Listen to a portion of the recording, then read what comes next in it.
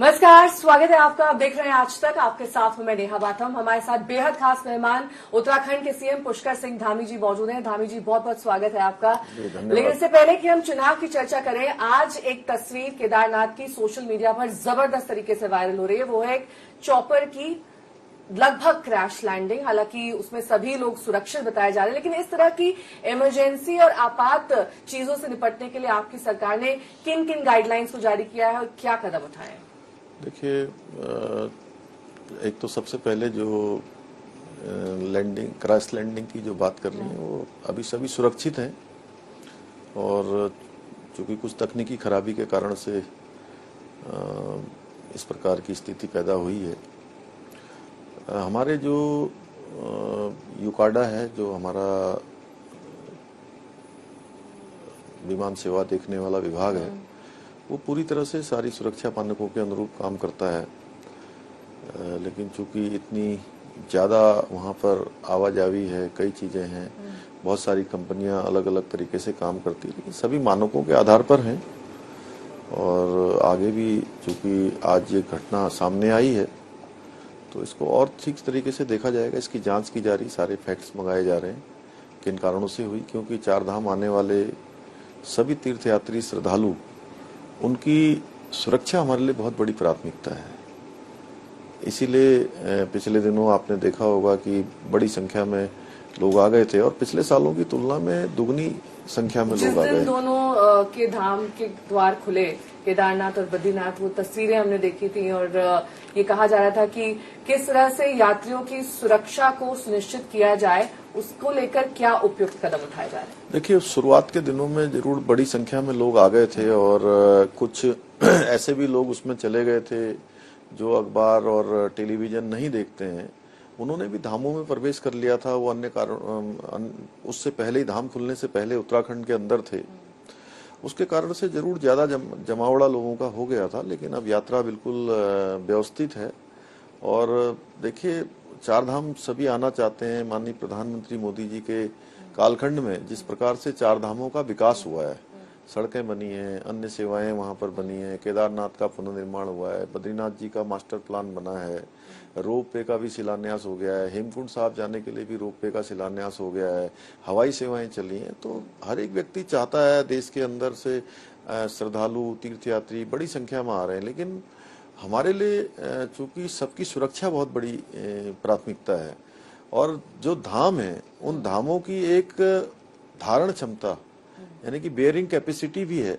उससे ज्यादा जब लोग हो जाते हैं तो थोड़ा ये समस्या आती है, व्यवस्था पर सवाल उठता है। लेकिन फिर अभी आप ऑनलाइन बुकिंग बंद कर देते हैं कुछ दिन, इस तरीके से उसको। अभी चूंकि मैंने सभी लोगों से, हमारी सरकार ने भी, हम लोगों ने भी ये कहा है कि चूंकि हमारे यहाँ पर जो लोगों ने ऑनलाइन बुकिंग की है या ऑनलाइन रजिस्ट्रेशन किया है, अभी हम उन्हीं को यात्रा के लिए कह रहे हैं। और जिन लोगों के अभी रजिस्ट्रेशन नहीं है, क्योंकि ऑफलाइन रजिस्ट्रेशन 31 मई तक पूरी तरह से बंद कर दिए हैं।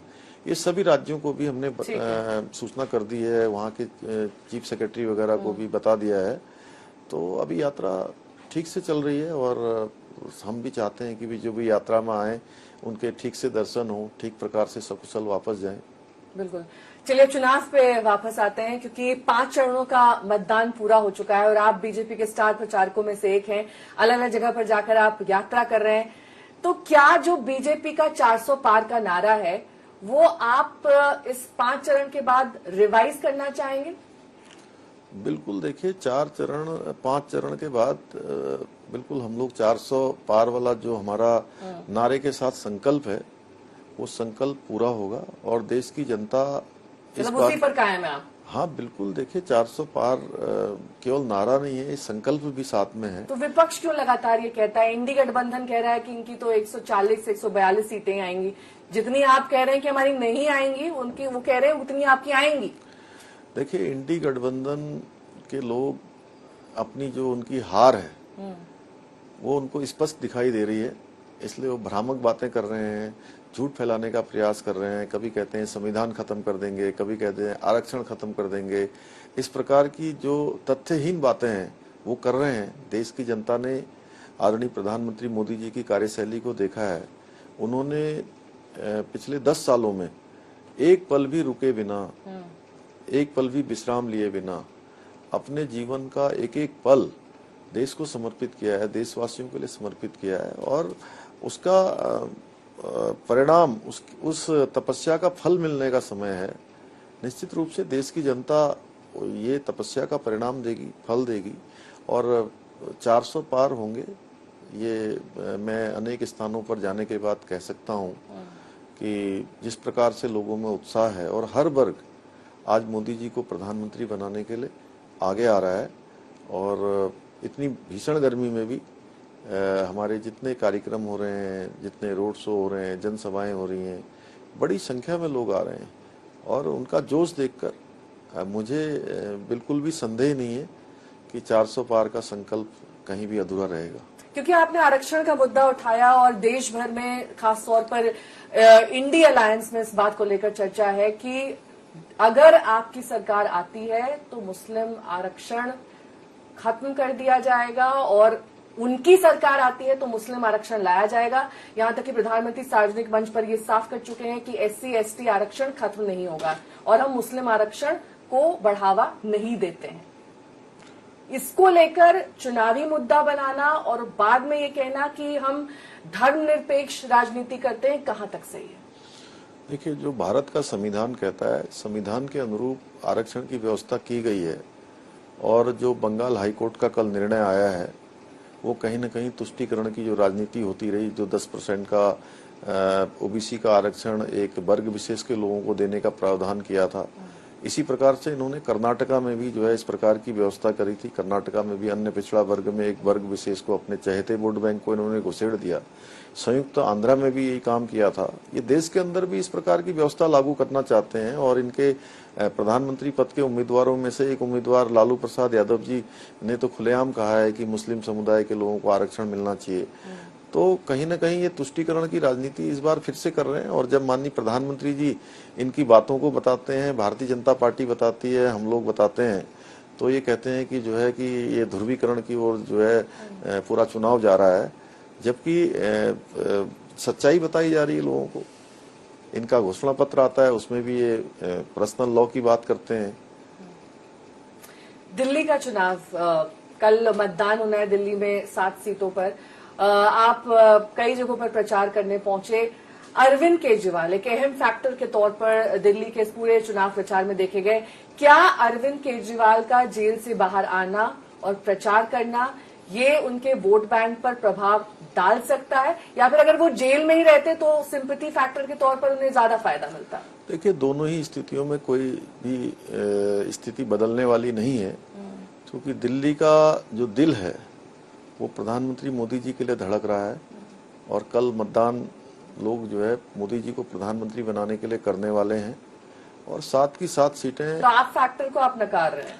बिल्कुल। देखिए, आप पार्टी जिन मुद्दों को लेकर सरकार में आई, कांग्रेस के भ्रष्टाचार को हटाने के नाम पर सरकार में आई, आज भ्रष्टाचार के नाम पर कांग्रेस से भी आगे निकल गई। कभी कहते थे केजरीवाल जी की मैं कांग्रेस पार्टी से जीवन भर कभी भी समझौता नहीं करूंगा, राजनीति छोड़ना पसंद करूंगा। आज उसी कांग्रेस के साथ तो गलवैया, सीएम बने हुए हैं ना। हाँ, गलवैया कर रहे हैं ना। उन्होंने पहले लोगों से कहा था, जेल से भी सरकार चला रहे थे सर। अब जेल से कोई अगर ये कहे कि मैं सीएम पद से इस्तीफा ही नहीं दूंगा और यहीं से सरकार चला लूंगा, तो ऐसे में तो अब वापसी फिर जेल में ही होनी है, क्योंकि चुनाव के बाद फिर उन्हें जेल में जाना है। उनके लिए देश की, उनके लिए दिल्ली की जनता की जो सुविधाएं हैं, देश की जनता का, दिल्ली की जनता का विकास है, वो प्राथमिकता नहीं है। उनकी प्राथमिकता है कि वो किसी तरह इनके प्रकार जेल में ही रहें, लेकिन मुख्यमंत्री बने रहें। मुख्यमंत्री बने रहे। तो 7 में से 7 सीटें आ रही हैं यहाँ पर। हाँ, पूरी 7 में से 7। हरियाणा का क्या आंकलन है आपका, क्योंकि वहां पर भी आप अलग अलग जगह प्रचार करने पहुंचे। पिछली बार वाला ही रिकॉर्ड कायम करेंगे, 10 में से 10? पूरा 10 में से 10 और रिकॉर्ड बनाएगा हरियाणा, फिर से अपना इतिहास दोहराएगा। तो जो किस धामी जी, दक्षिण भारत में भी आपके दौरे रहे इस पूरे प्रचार के दौरान? जी, मैं दक्षिण भारत के राज्यों में गया हूँ, वहाँ भी मैंने देखा है कि सब, हर वर्ग वहाँ भी आगे आ रहा है और मोदी जी का समर्थन कर रहा है। अप्रत्याशित वहाँ पर परिणाम आएंगे। जितना लोगों ने सोचा नहीं, उससे ज्यादा समर्थन मोदी जी को प्रधानमंत्री बनाने के लिए दक्षिण के राज्यों में मिल रहा है। क्योंकि आपकी सरकार धर्मांतरण विरोधी कानून लाई और धर्मांतरण एक बहुत बड़ा मुद्दा दक्षिण भारत में अक्सर देखा जाता है। आपको लगता है क्योंकि आप सीए कानून में पहले राज्य बने, फिर धर्मांतरण विरोधी कानून लाए, इसमें आपने एक एग्जाम्पल सेट किया है, लेकिन अभी इसमें और पूरे पैन इंडिया कदम उठाए जाने जरूरी है। देखिए, देवभूमि उत्तराखंड में हमने धर्मांतरण रोकने के लिए धर्मांतरण का एक कड़ा कानून बनाया। उसके पीछे था कि पिछले सालों में राज्य के अंदर अनेक स्थानों पर एक तो अवैध कब्जे हुए हैं, अतिक्रमण हुआ है, वहाँ की डेमोग्राफिक चेंज हुई है और पूरी दुनिया के अंदर देवभूमि को एक अलग नजरिए से देखा जाता है। लोगों का देवभूमि को देखने का एक भाव है, आस्था और श्रद्धा का भाव। देवभूमि का एक मूल स्वरूप है, वो मूल स्वरूप बना रहना चाहिए, वो किसी भी कीमत पर खराब न हो। ये देवभूमि के मुख्य सेवक के रूप में मेरी भूमिका है, हमारा संकल्प है कि हम नहीं होने देंगे, इसलिए हम ये कानून लाए हैं। और यूसीसी भी, चूंकि देवभूमि में हमने माननीय प्रधानमंत्री मोदी जी के नेतृत्व में जब हम चुनाव में गए थे विधानसभा में, हमने संकल्प लिया था कि हम यूसीसी का विधेयक लाएंगे। हमारा ये संकल्प मोदी जी के नेतृत्व में आप पहले राज्य बने। लेकिन इस बीच क्योंकि धर्म की चर्चा हो रही है, हिंदुस्तान में बेहद दुर्भाग्यपूर्ण है कि धर्म के आधार पर और जाति के आधार पर ज्यादातर वोट यहाँ पर देखने को मिलता है। जो कास्ट सेंसस की बात हो रही है, उस पर आपका क्या मत है? कास्ट सेंसस हिंदुस्तान में होना चाहिए या फिर नहीं? देखिए, सबके विकास की बात होनी चाहिए जो आदरणीय प्रधानमंत्री जी कर रहे हैं।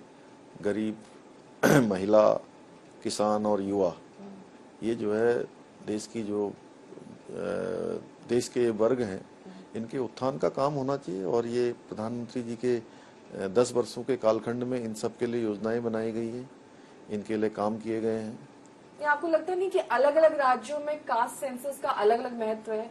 बिहार में अलग महत्व है, उत्तराखंड में अलग महत्व है, आप दक्षिण भारत में चले जाइए, वहां पर अलग महत्व है। जब चुनाव आता है तो देखिए, कुछ जो जाति आधारित राजनीति करने वाले लोग हैं, ये जो तुष्टीकरण की राजनीति करने वाले लोग हैं, वो इस प्रकार की बातों को बढ़ा रहे हैं। जबकि आज पूरा देश, हर वर्ग जो है देश का विकास चाहता है, एक भारत श्रेष्ठ भारत की जो परिकल्पना है उसको साकार करना चाहता है। हर एक भारतवासी को, चाहे वो किसी भी वर्ग का है, आज उसको इस बात पर सम्मान होता है कि पूरी दुनिया के अंदर आज मोदी जी के नेतृत्व में भारत का डंका बज रहा है। तो एक भारत श्रेष्ठ भारत में हिंदू मुसलमान की राजनीति, जो ध्रुवीकरण की राजनीति है, ये क्यों अहम स्थान ले लेती है धामी जी? क्योंकि वोट कई जगहों पर मैं गई, पोलिंग स्टेशंस पर गई, जब हिंदुस्तान का वोटर वोट देता है तो वो अपनी गरीबी का जिक्र करता है, वो बेरोजगारी का जिक्र करता है, वो जिस एरिया में रहता है वहां के विकास का जिक्र करता है, वो धर्म का जिक्र बहुत कम करता है। 10 सालों में देखिए, देश के गरीब के लिए जितनी योजनाएं बनी हैं, चाहे आप जनधन योजना से शुरू करेंगे, जनधन योजना है, उज्ज्वला योजना है, प्रधानमंत्री आवास योजना है, जल जीवन मिशन की योजना है, या मैं कहूँ तो आयुष्मान भारत योजना है, गरीब कल्याण अन्न योजना है, लखपति दीदी योजना है, ये सारी योजनाएं गरीबों के महिला केंद्रित है, महिला केंद्रित है, वोट बैंक महिलाएं हैं, महिला केंद्रित और गरीब केंद्रित है। हर गरीब के जीवन को बदलने का काम इन योजनाओं ने किया है। और धर्म की बात, जहां तक मैं समझता हूं कि ये जब इनका घोषणा पत्र जारी होता है तब ये एक वर्ग विशेष के लोगों को प्राथमिकता देते हैं, और वो बात जब बताई जाती है, माननीय प्रधानमंत्री जी बोलते हैं, तो तब ये इस प्रकार की बातें शुरू करते हैं। लेकिन धामी जी, महिला वोट बैंक और खास तौर पर अगर आप ग्रामीण क्षेत्रों में जाइए, वहां पर योजनाओं की चर्चा, लेकिन जहां पर आपकी डबल इंजन सरकार नहीं है, अगर आप उन राज्यों की बात करिए तो कई बार केंद्र का पैसा और केंद्र की योजना जो राज्य सरकारें अपने नाम से घोषित कर देती हैं, यानी कि ठप्पा किसी और योजना का लग जाता है, पैसा केंद्र का लगा होता है उसमें। उन चीजों से निपटने के लिए क्या किया जा सकता है? क्योंकि वहां की जनता तो ये समझती है कि हमारी जो राज्य सरकार है वो ये स्कीम लाई है, तो उनको राज्य के चुनाव में फायदा हो जाता है। इसलिए अब देश की जनता हर जगह डबल इंजन की सरकार बनाना चाहती है, और जिन राज्यों में आज डबल इंजन नहीं है, उन राज्यों का विकास पीछे हो गया है। और इसके बहुत सारे उदाहरण हैं, आप पंजाब भी देख सकते हैं, उसमें से एक राज्य है। तो आपका पंजाब दौरा है अगला? हाँ, पार्टी का जहाँ भी काम होगा पार्टी का जहां भी काम होगा। आपको बहुत बहुत शुभकामनाएं धामी जी इस पूरे प्रचार के दौरान, और 4 जून को जब नतीजे आएंगे तब उसके लिए भी आपको बहुत बहुत शुभकामनाएं। धन्यवाद। बहुत बहुत शुक्रिया हमारे साथ बातचीत करने के। तो ये थे उत्तराखंड के सीएम पुष्कर सिंह धामी जी, जो अलग अलग जगहों पर अब स्टार कैंपेनर के तौर पर बीजेपी के लिए जा रहे हैं, और वहां पर किस तरह का चुनावी मिजाज है इस पर ही हमारी ये खास बातचीत। देश और दुनिया की तमाम खबरों के लिए आप बने रहिए हमारे साथ, देखते रहिए आज तक।